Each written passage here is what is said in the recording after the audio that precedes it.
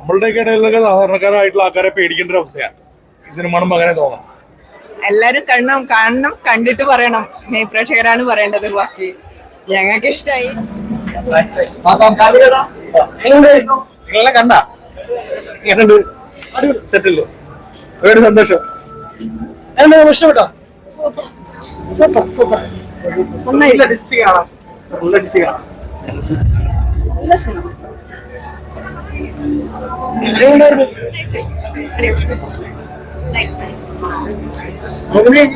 അടിപൊളിയായിരുന്നു. എക്സ്പെക്ട് ചെയ്യാത്ത രീതിയിലായിരുന്നു. വൺ എൻജോയ്മെന്റ് ആയിരുന്നു.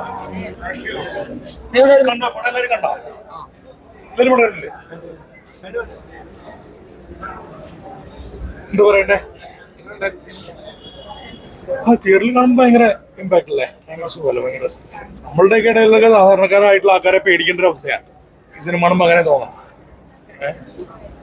ധാരാളം ഇൻവെസ്റ്റിഗേഷൻ പോലീസ് സ്റ്റോറീസ് ധാരാളം വന്നുകൊണ്ടിരിക്കുന്നു. അതിൽ ഏതാണ്ട് എല്ലാ സിനിമകളും, മലയാളത്തിലെ എല്ലാ സിനിമകളും നല്ലപോലെ ആക്സെപ്റ്റ് ചെയ്യപ്പെടുന്നുണ്ട്. ആ സമയത്താണ് ഈ സിനിമ കൊച്ചു സിനിമയാണ്.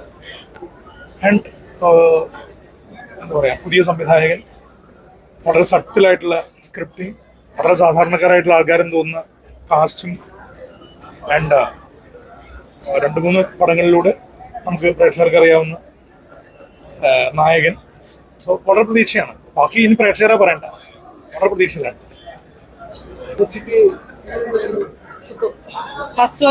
അടിപൊളിയാ. ത്രില്ലർ.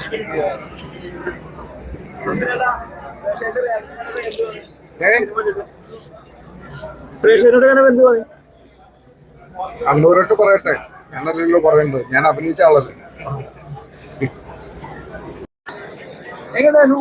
നല്ല ഫിലിമാണ്. It's an entertainer. ലൈക്ക് എല്ലാ ഏജ് ഗ്രൂപ്പിലെ പ്രേക്ഷകർക്കും കാണാനും എൻജോയ് ചെയ്യാനുള്ള ഒരു സിനിമയാണ്. എല്ലാരും പോയി കാണും.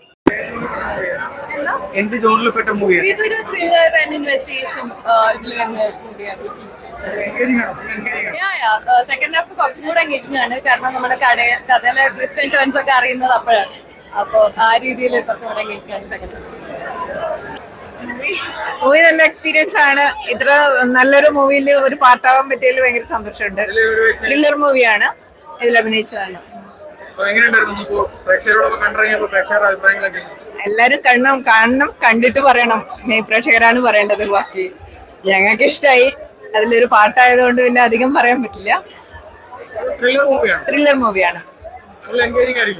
എല്ലാവർക്കും ഇൻട്രസ്റ്റിംഗ് ആണ്. നല്ല